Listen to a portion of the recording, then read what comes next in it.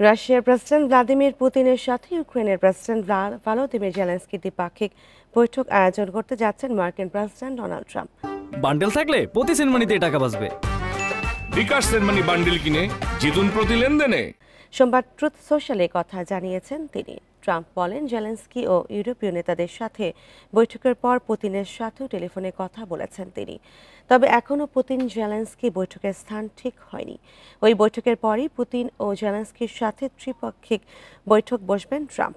এদিকে German chancellor Friedrich Merz জানিয়েছেন, 2 সপ্তাহের মধ্যে পুতিন জেলেনস্কির বৈঠক অনুষ্ঠিত হবে। পুতিনের সাথে ট্রাম্পের ফোনালাপের পর মার্কিন প্রেসিডেন্ট তাকে কথা জানিয়েছেন বলে জানান বেঞ্জ। ট্রাম্প পুতিন ফোনালাপের বিষয় নিশ্চিত করেছেন ক্রেমলিনও। তবে জেলেনস্কির সাথে পুতিন সরাসরি আলোচনায় রাজি কিনা তা জানায়নি ক্রেমলিন।